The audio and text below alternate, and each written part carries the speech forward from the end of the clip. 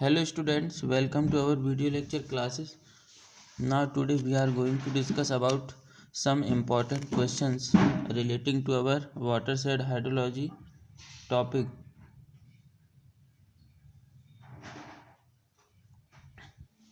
An intermittent stream, एक intermittent stream जो होती है वो क्या होती है? हमने कल देखा था एफेमेरल स्ट्रीम, और हम जब थ्योरी पढ़ रहे थे तो उसमें देखे थे कि तीन स्ट्रीम हमने देखे थे, एक पेरेनियल, इंटरमिटेंट और इफेमेरल।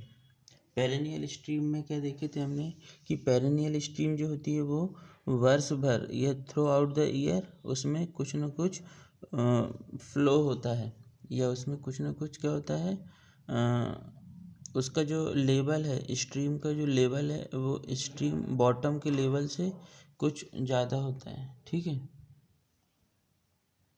तो an intermittent stream does flow, an intermittent stream does flow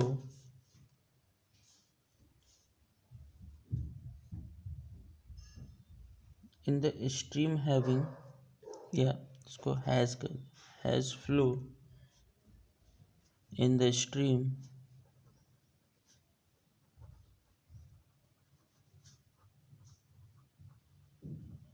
having in the stream during during wet season due to contribution of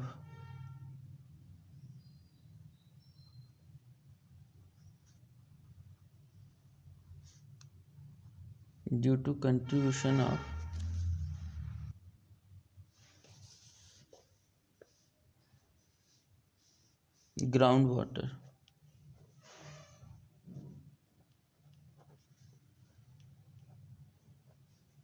ठीक है, तो an intermittent stream has flow in the stream during wet season due to contribution of ground water. ये सिर्फ wait season में बस flow होती है, जब ड्राई सीजन आता है तो ये फ्लो नहीं होती है। इसमें जो लेवल होता है, एक है खोसला फार्मूला जो हमने पहले नहीं पढ़ा है, तो इसमें क्वेश्चन के माध्यम से हम देख सकते हैं इसको कि Khosla formula for monthly run off RM, monthly run off को हम क्या बोलेंगे, RM, due to a monthly rainfall, due to a monthly rainfall PM। Monthly rainfall को हम किससे डिनोट करते हैं, PM से। मंथली रेनफॉल इज RM के monthly run off PM minus LM। ठीक है, खोसला फार्मूला क्या बोलते हैं, खोसला फार्मूला बोलता है RM is equal to PM minus LM। RM क्या है, मंथली रेनफॉल, और PM क्या है, सॉरी RM क्या है, मंथली रन ऑफ, और PM क्या है, मंथली रेनफॉल, और LM, तो हमको LM बताना है कि LM क्या है। वेयर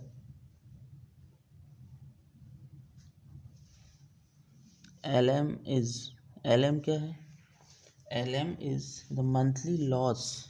LM क्या है, LM is the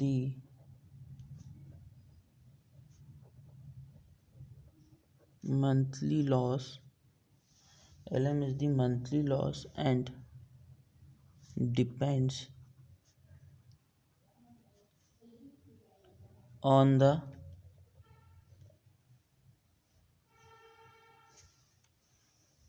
mean monthly catchment temperature, depends on the mean monthly catchment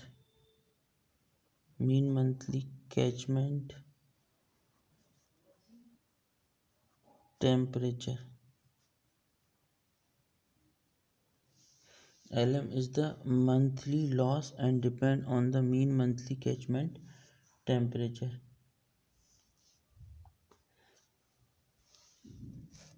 Next question है, the flow duration curve is a plot of the flow duration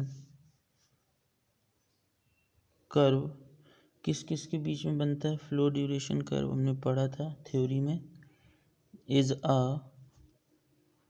plot of किस किस के बीच बनता है? तो मैं आपको 4 ऑप्शन देता हूँ, आप देखिएगा। Accumulated flow against time, number A.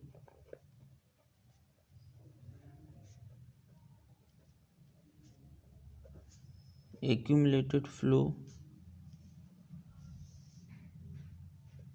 Against time, number be discharge against time in chronological order,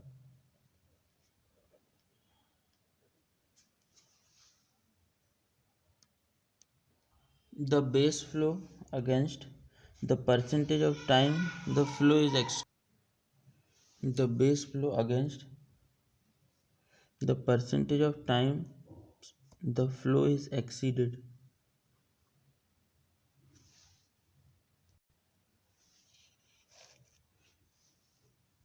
The stream discharge against the percentage of times the flow is equaled or exceed. तो इसका सही answer क्या होगा? आपको लग रहा होगा कि ये सी भी थोड़ा सा सही, the base flow against the percentage of time the flow is exceeded, the stream discharge against the percentage of times the flow is equaled or exceeded. तो जब भी फ्लो ड्यूरेशन कर्व प्लॉट करेंगे तो इसमें इक्वल्ड और exceeded term जरूर आती, किसके बीच में? The extreme discharge against the percentage of time. Next question है, इन a mass flow curve study, जब हम मास फ्लो कर्व की स्टडी करते हैं, in a mass flow curve study the demand line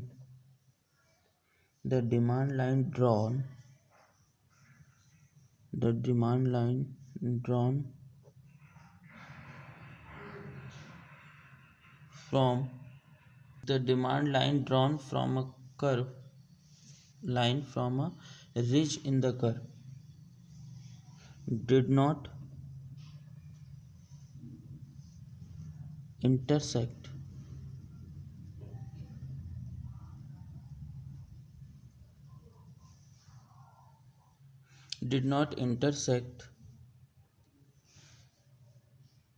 the mass curve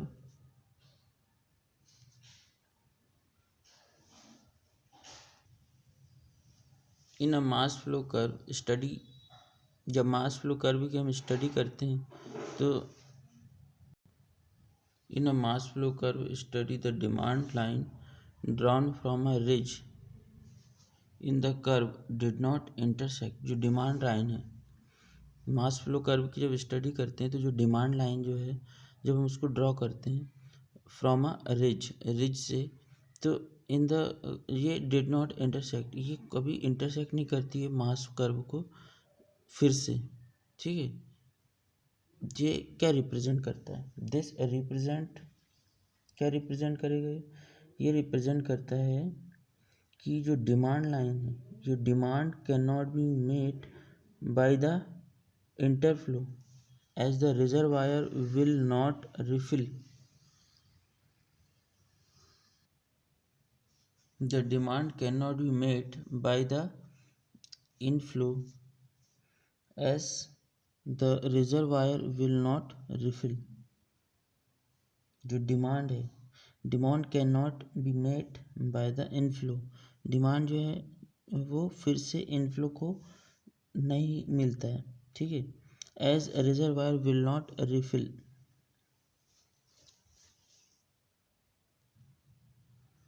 if in a mass flow curve, जब mass flow curve में a demand line drawn tangent to the lowest point, जो demand line है यदि हम उसको tangent draw करें किस पे, लोवेस्ट पॉइंट पे in a valley of the curve, जो कर्व की जो वैली होती है वो उसके लोएस्ट पॉइंट पे यदि हम ड्रॉ करें तो it does not intersect the mass curve, it does not intersect the mass curve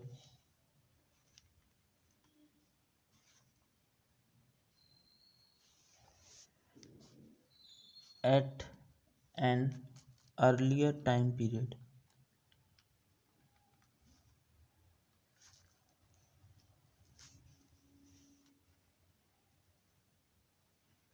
ये क्या रिप्रेजेंट करता है, इट रिप्रेजेंट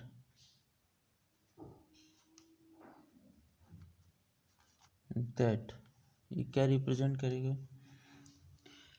ये रिप्रेजेंट करता है कि जो रिजर्वायर है will not be full at the start of the dry period, जो रिजर्वायर है वो ड्राई पीरियड जब स्टार्ट होता है तो फुल नहीं होता है, वो मतलब पूरा नहीं बहता।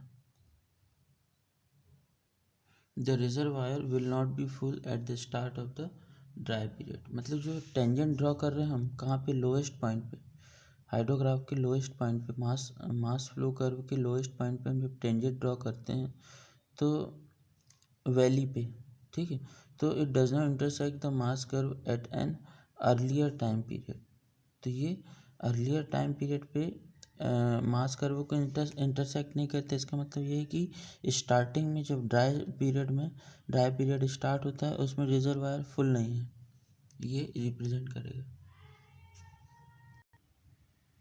The flow mass curve is an integral curve of, जो फ्लो मास कर्व है वो किसका इंटीग्रल कर्व है, हमारे पास ऑप्शन है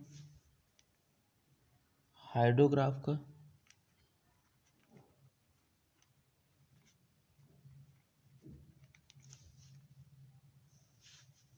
हाइड्रोग्राफ का,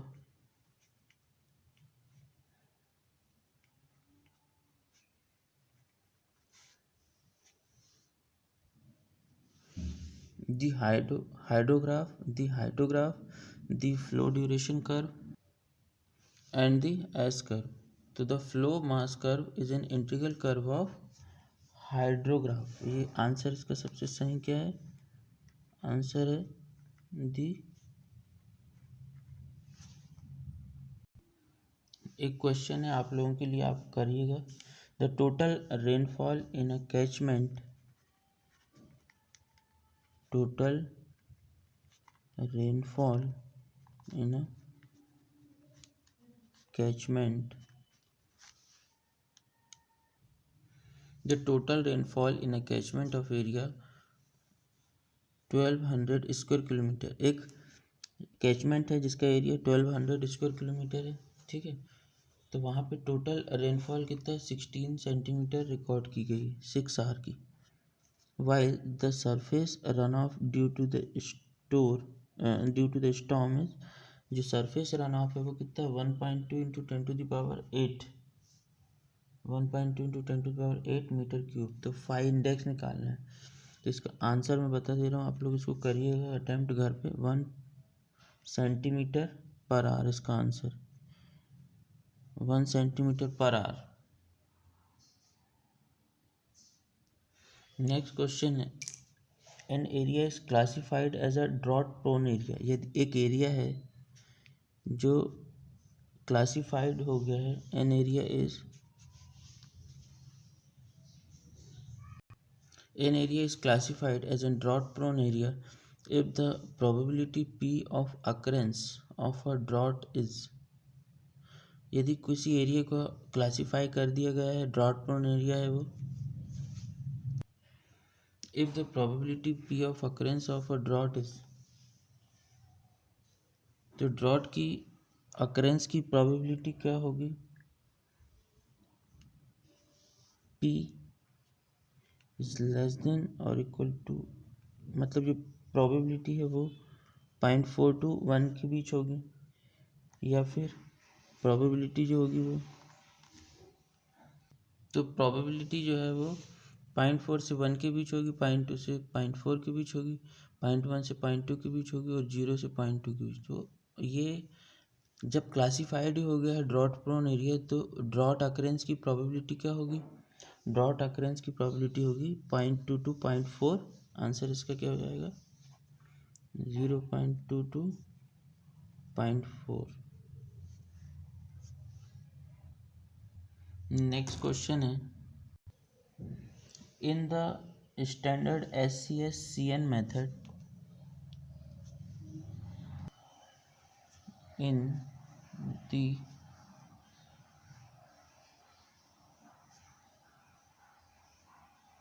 SCS-CN मेथड, हमने पढ़ा है SCS-CN method, in the standard SCS-CN method,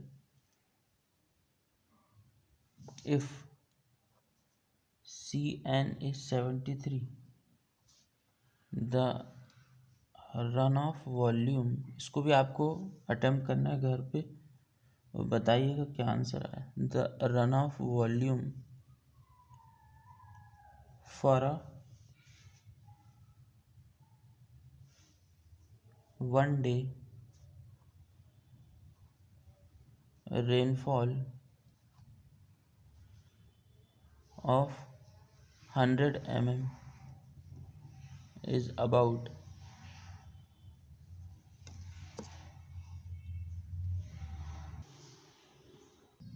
तो इसका आंसर मैं बता दे रहा हूँ, आप लोग अटेम्प्ट करिएगा।